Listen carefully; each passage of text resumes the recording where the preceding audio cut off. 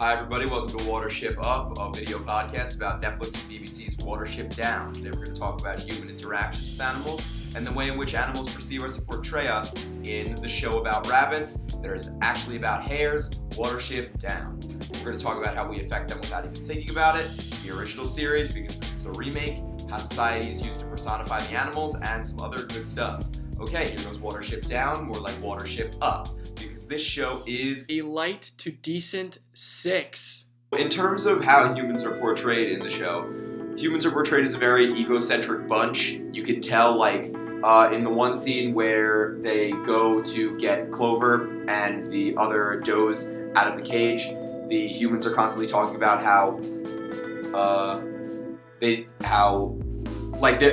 an escape. They go into the house, and then they come out of the house, and there's this whole big escape scene, and the husband gets the gun, and he's chasing them around, and the mother of the little girl who is, the pet owner of the rabbits is make sure not to touch any of Lucy's rabbits, because the rabbits exist in their mind for the pleasure of the little girl, Lucy. Rabbits in the show are the center of the universe, but you can tell that humans, in their mind, through their actions, are the center of their own universe. And early on in the show, when they talk about the original creation story with El Herrera, when the rabbit population increases, Frith, the sun god who created everything, introduces predators to stabilize the rabbit population. But the only predators introduced are dogs, cats, foxes, instead of larger animals like bears and stuff, or humans. So humans are kind of portrayed as this unnatural thing that disrupts the natural order, which could also be seen when they try to start building the housing development. Fiverr has some sort of recollection of this early on. Interestingly enough, the personification of animals seems to be most intentionally used to form commentary on human society. But that commentary, again, puts humans at the center of the story. So rabbits are at the center of the story, but the story is about rabbit society, which makes the rabbits seem like humans. So humans are kind of at the center. The religious commentary from The Great Burrow incites more social criticism than it does bring the audience to a greater empathy for rabbits. For in that one scene where you find that the rabbits are all praying by the crystal, and then the chief rabbit of that weird burrow is it's Bigwig's time because Bigwig gets caught in the snare. That makes you feel weirder about religion, which is an inherently human thing, as far as we know. Unfortunately, the points of social criticism again place humans at the center of the story because we associate religion as this inherently human thing. So, every thing that Frith created in the creation story seems to criticize humans of doing. So, in other words, there is this religious element to the rabbits because they have their own sort of folklore, but there's a human commentary in it because the rabbits of the Great Burrow take the religious aspect way too far in terms of letting other rabbits die because they think that that's just what Frith wants. The hares in Watership Down are defined by their human aspects, with certain characters embodying specific traits, with Fiverr the young, naive, boyish type, while Bigwig's basically that dude you see at the gym that just always flexes. But deep down, and I mean really deep down, deep down, they're still animals. See, these issues Clover and the gang find themselves in, issues that behind all the biblical level dialogue come straight from nature. And we see this in the hair trap scene. After Hazel! Bigwig getting a little powwow about their feelings, Bigwig storms out like a straight diva, and then all of a sudden he gets caught up in this hair trap.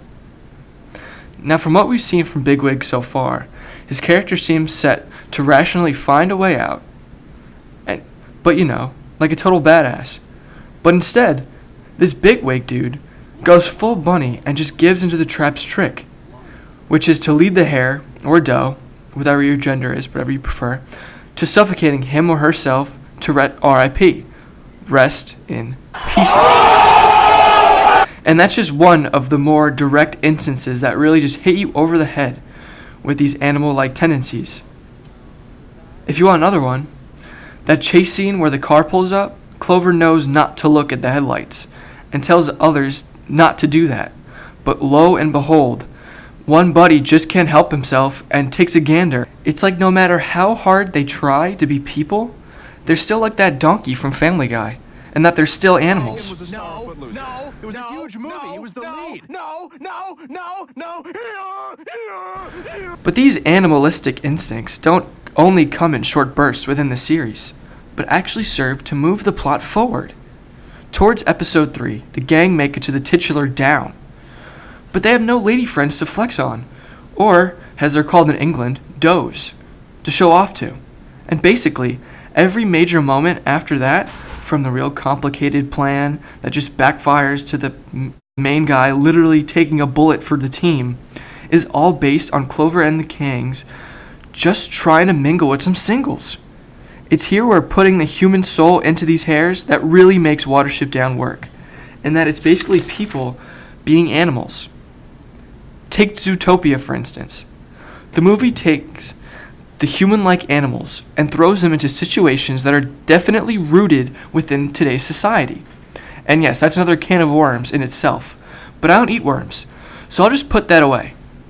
But where Zootopia uses animal people to stress on contemporary society, Watership Down uses people-like traits to show what it means to live. Okay, face it.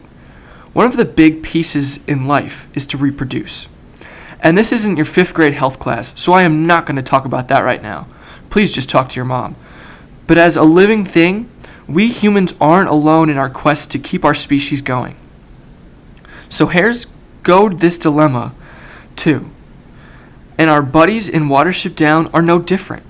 The hare's motives of finding does and getting to safety mimic to what you would find a regular hare out in the wild doing. But the only thing keeping Watership Down from airing on Animal Planet tonight at 10 after Meerkat Manor is that these hares can talk in British. They often talk in epic tones that mimic the Bible and constantly reference their own insane history or religion. Yet each piece of this puzzle is linked with the hare's main priorities, which are reduce, reproduce, and survival. These hares evoke human emotions and often behave in ways we do as well. But Watership Down keeps them rooted in conflicts that are distinctively animal. And through even every single bleak, uncomfortable minute of this miserable series, Watership Down never lets you forget that fact. And now, this.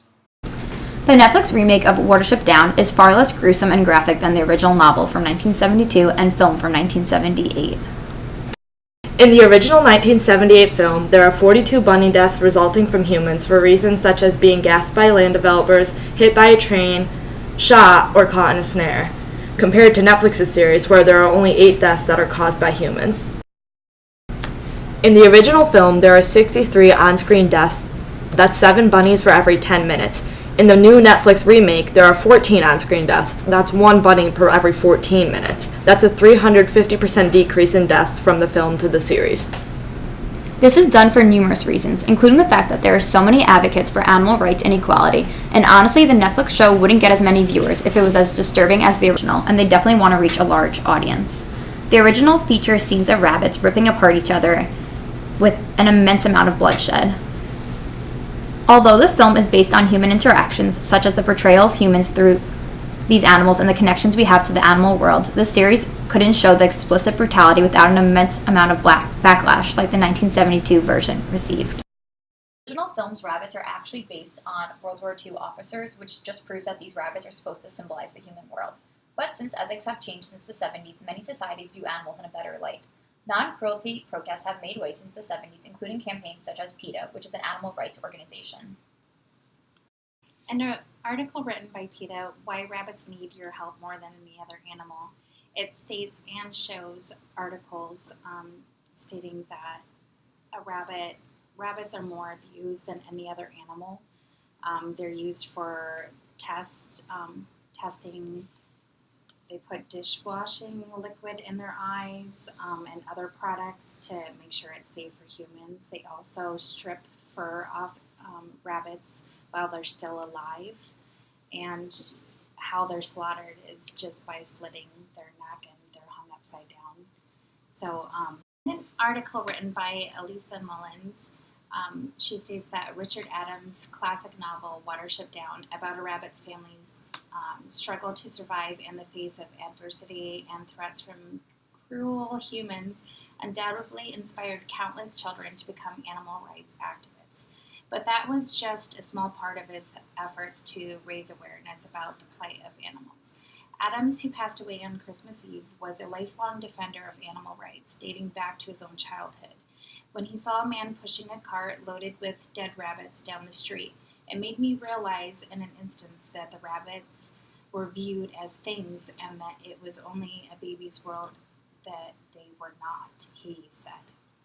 He was among the first people to speak out against the annual Canadian seal slaughter, taking part in an anti-hunt lecture tour in Canada in 1970. Therefore, Adams' progressive ethics laid the groundwork for his masterpiece Watership Down, which, aside from its excessive violence, remains as unique and essential as it did 40 years ago.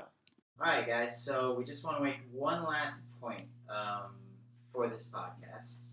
So, by the time you get to the end of Watership Down, you probably have a really clear understanding of what the series is exactly trying to do. I say this, and I'm confident in this, because they explicitly tell you what the theme is in the last act. Like, seriously, they straight up say the theme. Like, verbatim. All life struggles, all life deserves respect. And, okay, simple enough. It's a good theme. I believe it. I buy it. I think it makes sense for a show about rabbits having a very hard life. You learn to empathize with them. You learn to bridge that empathy out to other animals. The only problem is, I do not believe that's what Watership Down actually does. It's what it says it does. It might even be what the production team thinks it does. But both its theme and its practice fall short of what they preach. Let me explain why. So, the biggest pitfall of this pretty big claim that all animals deserve respect, all animals struggle, all animals should be treated well on the pure basis that they have life, that has a lot of implications, depending on what industry you're talking about, specifically the meat industry. But in this series that's set in rural England, where there's farms, wide open countrysides, open fields everywhere, there is not a single image of an animal widely slaughtered for meat. There are no cows, there's no pigs, there's not even a chicken, no sheep. And we have to wonder why there's that pretty glaring omission. Like, even in the original Watership Down, they had livestock portrayed. They had livestock in there. I don't even know if they said anything when they were in the original series, but at least they were present. In this one, not only are they voiceless, they are completely absent. And that can only be intentional. The question is, what is the intention there? Why make that omission? Well, we have to make the argument and assume that the production team, the people behind it, were not willing to take this theme that all animals deserve life as far as it needed to go, which is that the animals we slaughter and eat on a daily basis also deserve respect. I mean, they take a bit of a poke at rabbit farming, but I didn't know that rabbit farming existed before watching this. I still don't understand how it works now, and it's definitely not nearly as big of an industry as, say, the beef or the pork industries, and not nearly as terrifyingly influential. So, this series fails to confidently take its own theme to its logical conclusion, creating subtle but destructive exceptions in its claim about all animals, excluding those animals that are most widely abused and treated terribly for the sake of consumer expediency. It's unfortunate. Watership Down tries to do a lot to make you feel better about animals, to take yourself out of your own shoes. But in a lot of ways, it trips on itself. In the same way that it shows rabbits in society, making us think about ourselves instead of them, and just putting ourselves in the center again. What they're doing here with meat is just about the same thing, where it just perpetuates the same problems that are most glaring concerning animals, instead of going the full mile and doing what they can and should be arguing against it. Overall, the 2018 edition of Watership Down remains a mixed bag. The core story remains timeless, as the progressive ideals from nearly 40 years ago have aged like a fine wine. Yet the execution here seems dead off. Unwilling to deal with the controversy a direct adaptation would bring, the teams at BBC and Netflix replaced the extreme violence with dialogue that hams in every idea it's trying to make. It's by no means a bad series, however. In fact, it's a breath of fresh air compared to the other animal-centric stories being told on television these days. The only problem is that Watership Down wants to tell you its story rather than show you, which feels weird being a TV series. Despite this, Watership Down still remains one of the boldest stories ever told, and by Frith, it will remain so for years to come. Amen.